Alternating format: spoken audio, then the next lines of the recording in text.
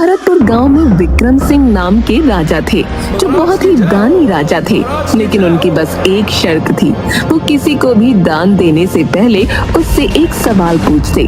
अगर कोई उनके सवाल का जवाब दे दे तो राजा उसे मुंह मांगी कीमत देते, लेकिन अगर कोई जवाब न दे पाया तो राजा उसे दान देने से इनकार कर देते।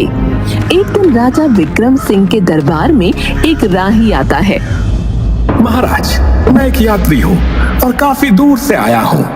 बस मुझे एक रात गुजारने के लिए पास की धर्मशाला में रुकना है, लेकिन मेरे पैसे लुटेरों ने लूट लिए। तो क्या आप मुझे कुछ धन दे सकते हैं? अरे हाँ हाँ, क्यों नहीं भाई, बिल्कुल दे सकता हूँ, लेकिन मेरी एक शर्त है। तुम्हें मेरे एक सवाल का जवाब देना होगा। जी जी महाराज, पूछिए। तुमने कहा कि तुम एक यात्री हो, लेकिन यात्री तो सिर्फ दो हैं। अब बताओ कौन कौन? वो आदमी बहुत देर तक सोच में डूबा रहता है। महाराज, क्षमा कीजिए, लेकिन मुझे आपके सवाल का उत्तर नहीं आता। तो क्षमा कीजिए, मैं आपकी सहायता नहीं कर पाऊंगा, क्योंकि मेरा नियम है कि जो कोई मेरे प्रश्नों का उत्तर नहीं देता, मैं उसे दान नहीं देता। लेकिन महाराज, मेरे पास रुकने के लिए कोई स्थान नहीं है। परंतु जो मेरे प्रश्नों का उत्तर नहीं देता, मैं उसे दान नहीं देता। फिर आदमी चिंता के भाव से जाने लगता है। रुकिए, मैं आपको दान नहीं दे सकता, लेकिन आप मेरे महल में एक रात के लिए आश्रय ले सकते हैं। आदमी के चेहरे पर मुस्कान आ जाती है। महाराज की जय हो, महाराज की जय हो। लेकिन महाराज, आपने जो प्रश्न पूछा उसका उत्तर तो बता दीजिए। मेरे प्रश्न का उत्तर था सूरज और चांद।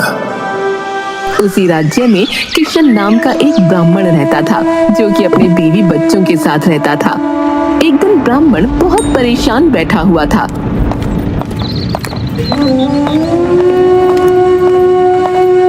क्या हुआ जी, आप बहुत परेशान दिख रहे हो? क्या करूं भाग्यवान, हमारी बेटी के ब्याह की तिथि नजदीक है, लेकिन अभी तक पैसों का बंदोबस्त नहीं हुआ है। तो परेशान ना हो तो क्या करूं? इसमें परेशान होने वाली कौन सी बात है? हमारे राजा बहुत दानवीर हैं, आप उनसे जाकर कुछ मदद ले लीजिए। वो सब तो ठीक है सुलोचना, लेकिन तुम्हें महाराज की आदत के बारे में तो पता ही है।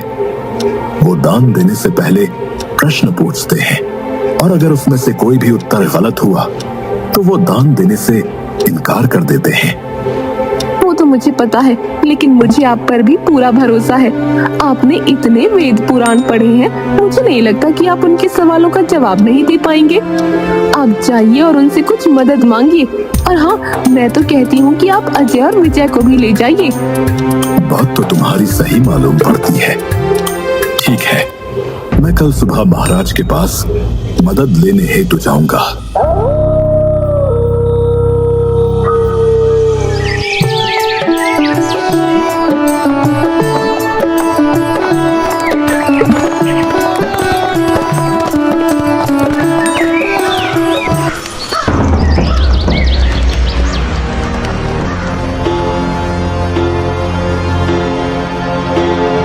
महाराज, मैं आपके गांव का एक छोटा सा ब्राह्मण हूं। मुझे अपनी पुत्री के विवाह के लिए कुछ धनराशि की आवश्यकता है। जी जी ब्राह्मण देवता, आपकी सहायता करना तो हमारे लिए बहुत ही सौभाग्य की बात होगी।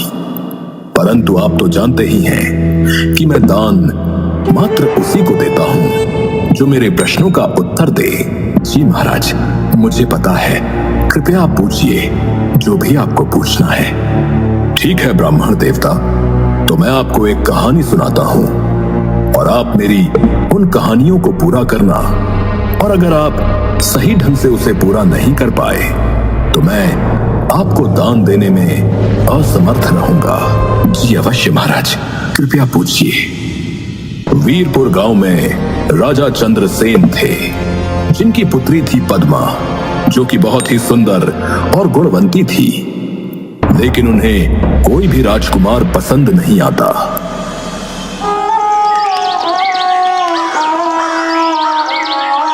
एक दिन राजा अपने कक्ष में परेशान बैठे हुए थे। तभी रानी सुभद्रा वहां आ जाती है। महाराज, आप बहुत परेशान लग रहे हैं। महारानी, अब आप ही बताइए मैं क्या करूं। राजकुमारी को कोई भी लड़का पसंद नहीं आता। अब उनकी उम्र भी हो गई है। महाराज, आप इतने परेशान ना होइए। हमारी राजकुमारी बहुत समझदार है। उन्हें पता है कि उनके लिए क्या सही है और क्या गलत। लेकिन महारानी, उन्हें राजकुमार पसंद ही नहीं आता। अब मैं अपनी पसंद के किसी राजकुमार से उनका विवाह करवा दूंगा। नहीं नहीं महाराज, ऐसा गजब मत करना। जब हमारी राजकुमारी को कोई लड़का पसंद आ जाएगा तब वो खुद ही आपको शादी के बारे में कह देंगे। और अगर आपको उनकी ज्यादा ही फिक्र हो रही है तो आप खुद उनसे बात कर लेना। ठीक है महारानी जी, मैं कल ही राजकुमारी से बात करूंगा।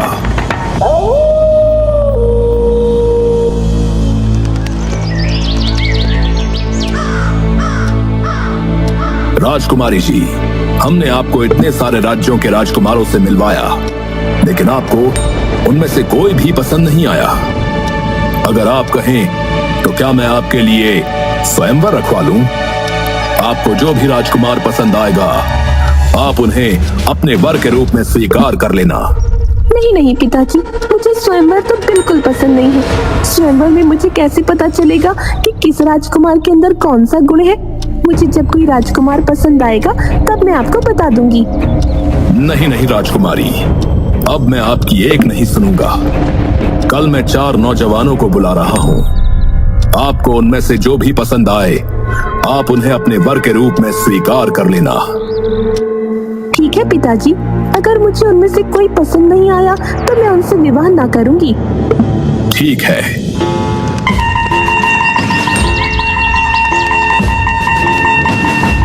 राजकुमारी, ये देखिए, ये हैं 4 राजकुमार।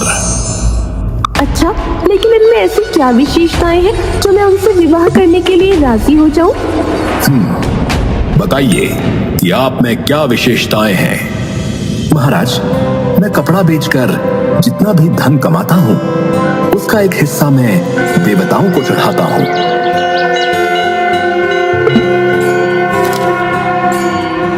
एक हिस्से को अपने ऊपर खर्च करता हूँ और एक हिस्सा बचाकर रखता हूँ और एक हिस्से को अपनी पत्नी के लिए रखता हूँ। और ये कला सिर्फ मुझे ही पता है। अगर तुम इनसे शादी करोगी तो तुम्हें कभी भी पैसे की तंगी नहीं देखनी पड़ेगी। हाँ, अब आप बताइए कि आप में क्या गुण है। महाराज, मैं सभी पशु पक्षियों की बोली जानता हूँ। मैं किसी भी पशु पक्षी की बोली आपको सुना सकता हूँ और समझ भी सकता हूँ। महाराज, मुझे सारे वेदों, उपनिषदों और पुराणों का ज्ञान है। अगर आप चाहें तो आप मुझसे कुछ भी पूछ सकते हैं। अभी उसकी आवश्यकता नहीं है। समय आने पर हम आपकी परीक्षा लेंगे। हाँ बताइए, तुम में ऐसा क्या खास गुण है जो मेरी बेटी तुमसे विवाह करे। महाराज, पशुओं की आवाज निकालना कोई बड़ी बात नहीं और वेद उपनिषदों का ज्ञान भी बहुतों के पास होता है। और पैसों को कैसे और कहां खर्च करना है ये भी बहुत सारे लोग जानते हैं। लेकिन जो मुझ में विशेषता है वो बहुत कम लोगों में देखने को मिलती है। मैं शब्द भेदी बाण चलाना जानता हूं और मेरा निशाना बिल्कुल सटीक लगता है। जहां से भी आवाज आती है मैं वहीं पर बाण चलाता हूं।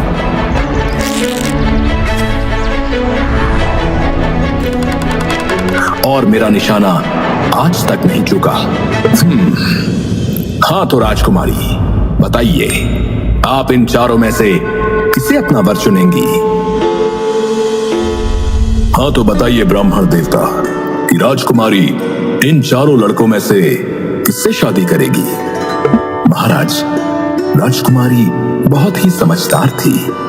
अगले दिन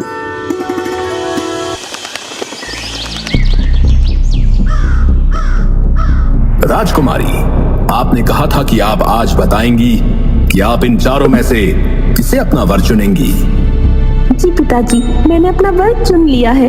पिताजी, जो पहले प्रतिद्वंदी है वो शिल्पी है, जो पशुओं की भाषा जानता है वो ज्ञानी है, जिन्हें पुराणों का ज्ञान है वह ब्राह्मण है, पर जो शब्द भेदी बाण चलाना जानते हैं वो एक क्षत्रिय है। तो एक क्षत्रांगिनी का विवाह भी क्षत्रिय से होना चाहिए। राजा अपनी पुत्री की बुद्धिमत्ता को देखकर बहुत खुश हो जाते हैं और उनका विवाह चौथे लड़के यानी जो क्षत्रिय था उनसे करवा देते हैं। वाह, अति उत्तम। ब्राह्मण देवता मान गए आपके ज्ञान को। हाँ तो अजय, अब तुम्हारी बारी। मानिकपुर गांव में रमन नाम का एक किसान अपनी बूढ़ी माँ के साथ रहता था। वो दिन भर खेती मजदूरी करके गुजारा करता था।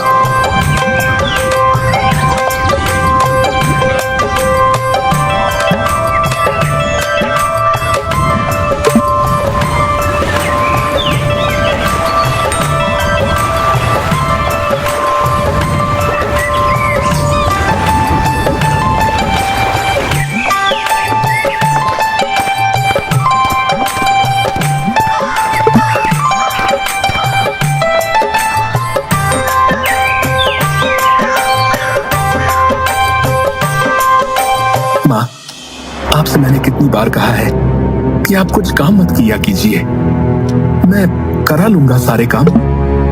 अरे बेटा, तू भी क्या क्या करेगा? घर संभालेगा या खेत संभालेगा? वैसे भी मैं तुझे कब से कह रही हूँ कि मुझे एक बहू ला दे, तो मैं आराम से बैठूंगी। अरे माँ, इतनी सी खेती में हमारा गुजारा होना ही इतना मुश्किल है, तो एक और का गुजारा कैसे होगा? तू तो हमेशा ही बहाने मारता रहता है। सही तो कह रहा हूँ। पर एक दिन रमन जब रात को घर आता है तो अपनी माँ को बिस्तर पर लेटे हुए देखकर हैरान हो जाता है। माँ क्या हुआ माँ? आपका पूरा शरीर आग से तप रहा है। चलिए, मैं शीघ्रता से आपको वैद्य जी के पास ले चलता हूँ।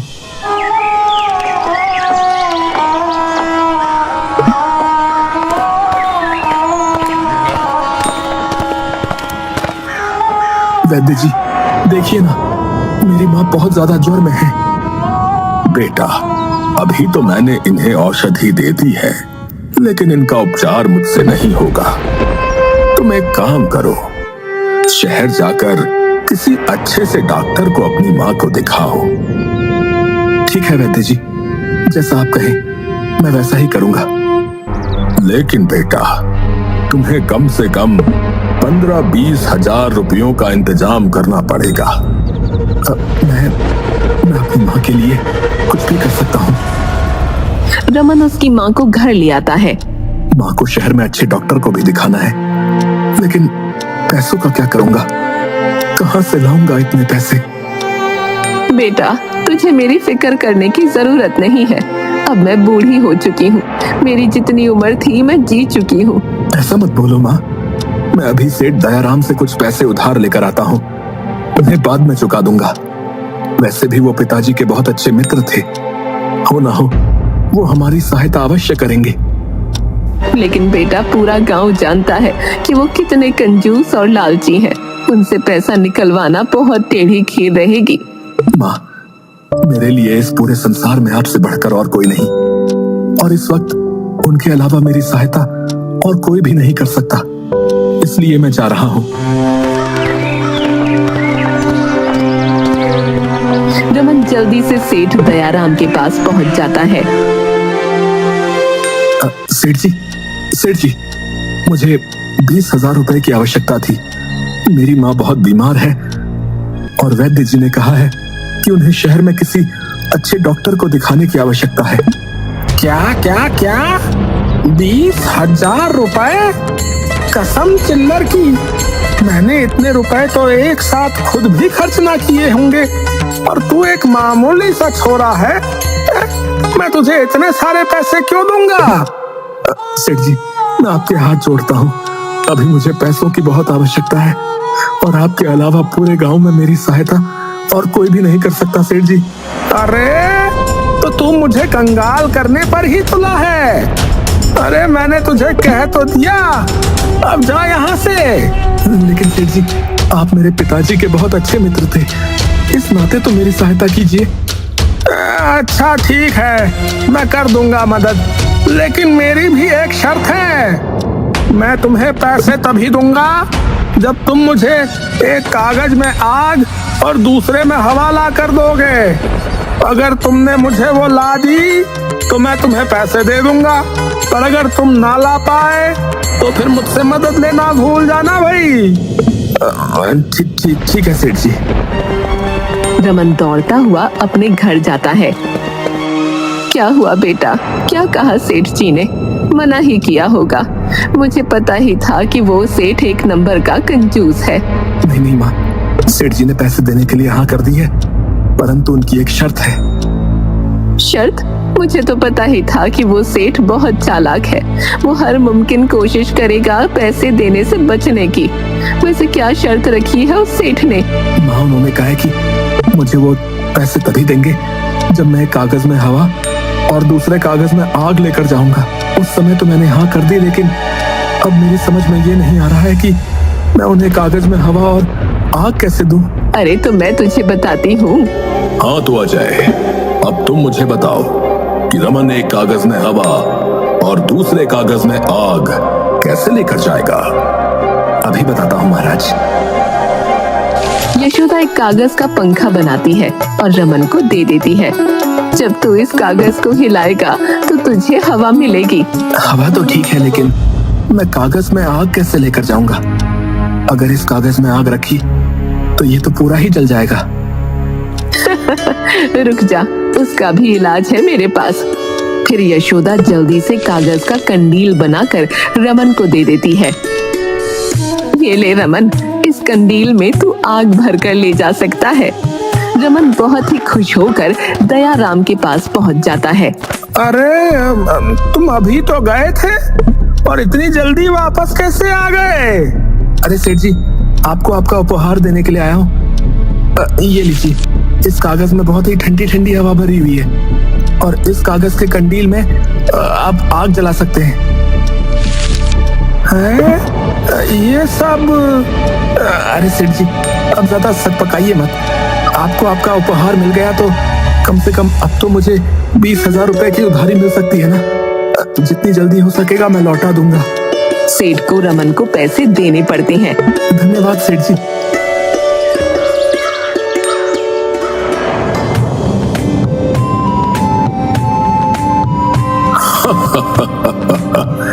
वाह अजय वाह, मैं तुम्हारे उत्तर से बहुत प्रसन्न हूँ। तो अब विजय, तुम्हारी बारी। जी महाराज, पूछिए, आपको मुझसे क्या पूछना है? विजय, तुम हमारे राज्य में से 2 ऐसे आदमी ढूंढ के लाओ जिनमें से एक ने कभी झूठ नहीं बोला हो और दूसरे ने कभी सच नहीं बोला हो। ठीक है महाराज, आप मुझे आज शाम तक का समय दीजिए, मैं ऐसे आदमी को ढूंढ कर ले आऊंगा। ठीक है।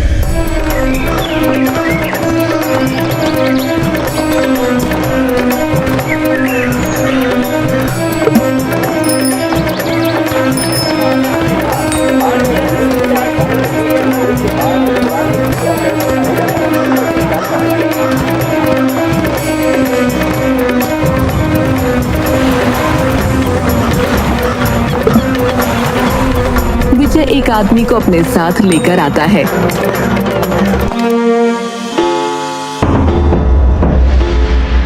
अरे विजय, मैंने तुम्हें 2 आदमियों को ढूंढ कर लाने के लिए कहा था, लेकिन तुम तो बस एक आदमी को लेकर आए हो। महाराज, इस एक ही आदमी के अंदर दोनों गुण हैं। इसने ना कभी झूठ बोला, ना कभी सच बोला। पर वो कैसे? क्योंकि महाराज, ये आदमी बोल ही नहीं सकता। क्या? वाह विजय वाह, ब्राह्मण देवता, हम आपके और आपके दोनों बेटों के जवाब से बहुत प्रसन्न हैं। इसलिए मैं आपकी बेटी की शादी अपनी तरफ से करवाना चाहता हूँ। दोनों बेटे बहुत खुश हो जाते हैं। क्या? जय हो राजा विक्रम सिंह जी की जय हो, राजा विक्रम सिंह जी की जय हो, राजा विक्रम सिंह जी की जय हो।